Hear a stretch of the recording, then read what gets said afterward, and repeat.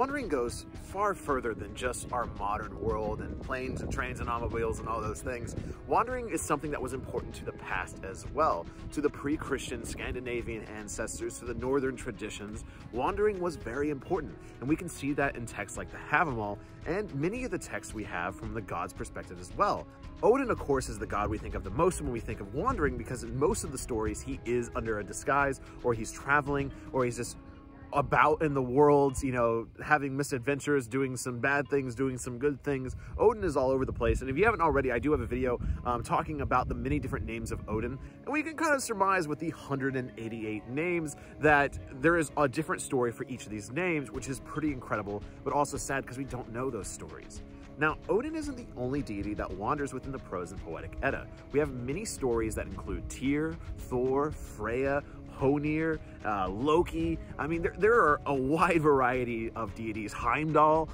So many of the deities wander or take times wandering Midgard or the other realms, you know, whether they're doing good or bad deeds, or just, I don't know if they took holidays or vacations necessarily, but we can see them wandering quite a bit. And obviously this was an important thing to the people that told these stories around a campfire at one point, and it was an important aspect of these deities as well. I've been lucky enough in my life to be able to travel quite a bit over the last couple of years, specifically to Germany and of course across the United States. And what I wanted to really say with that is there are many different ways to travel, whether you're in the European audience that watches this channel or the American audience or really anywhere around the world. You know, everyone's going to have a different experience when it comes to travel. I mean, when I was in Germany, I didn't have a car, so I had to use the train system. And then of course here in the United States, I have a car like majority of Americans, because if you don't have a car here, you really can't go anywhere. And I believe really road trips have become such a part of Americana and American culture and subculture. Is the idea of a road trip really fits any community, no matter what you believe in. So it fits here in the Norse Pagan community as well, except we just take it that extra step with the religious aspect. One piece of advice I want to give is how to budget these trips. Now, you don't need to be really wealthy or really well off to have a little weekend getaway every now and then, or to just add a little bit of wandering into your life. Like I'm saying in this video, you can go out to a local place, go for a hike. Hiking in your local environment, in your states or in your region, often doesn't cost you that much money if you have the transportation to get there. And even if you don't, look at your local train system, bus system, whatever you have available to you, and you'll be shocked to find out that a lot of the times you can get really beautiful and wonderful places that you've never been before for fairly cheap. Often within a 2-hour radius of where you live, there is many places to hike and to explore, small towns to visit, little shops to kind of rummage around, and all kinds of little things to do. I mean, even where I'm from in Ohio, which I generally consider a very boring place, within 2 hours of where I was raised, there's Yellow Springs, Kentucky, which is a cute little hippie town. There's Caesars Creek Lake, which is, you know, a place you can go explore. 2 hours away, there's Hocking Hills, which is a beautiful part of Ohio. There's a lot to do, and a lot of it doesn't cost a lot of money.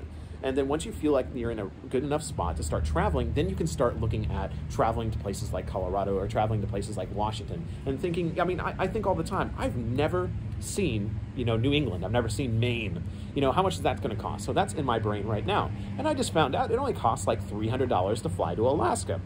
And so that's in my brain as well as a trip I would like to plan. And then you start having those long-term goals, and you can start setting aside that little bit of money every single month, and just for that trip. You know, you say, oh, I need $600 to travel to Alaska. Great. Every single month for the next 10 months, I'm setting aside $60 until I can pay for that flight. People always talk about investments and investing in your future. What I'm saying here is invest in yourself and invest in wandering at the same time. If you're curious of what a place looks like, you're curious what it's like to go somewhere, find a way to make it happen, and you will not be disappointed in the results. Obviously, I'm not a financial expert, and you know, you should obviously do what's best for you and your family, and do what's best for your future.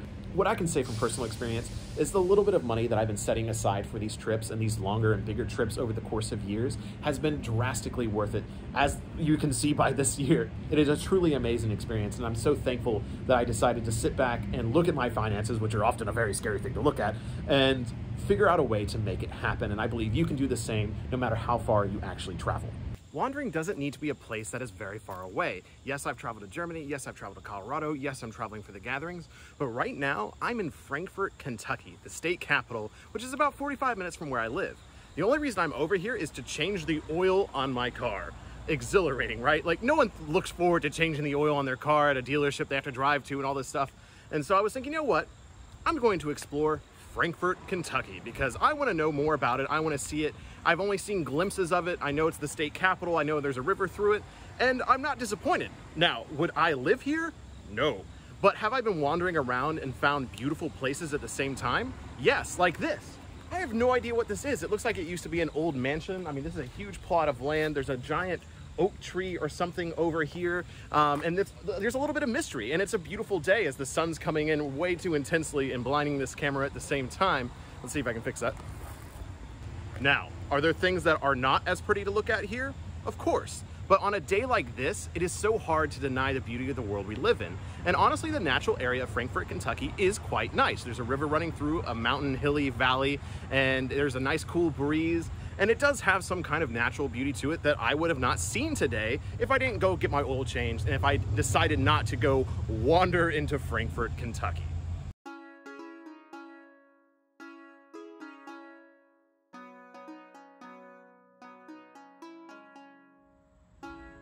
Tell me your secrets, old wise tree.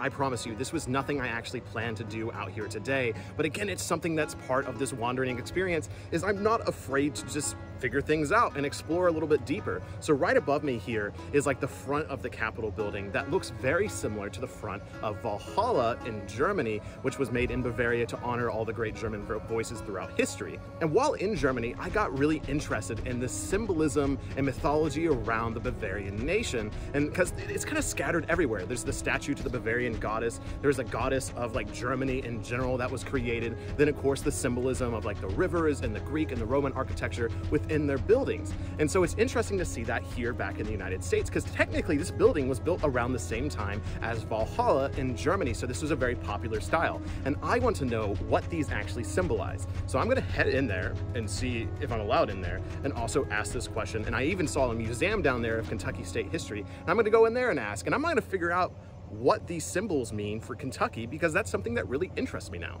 So wish me luck, and hopefully you actually see this, which means I actually found results.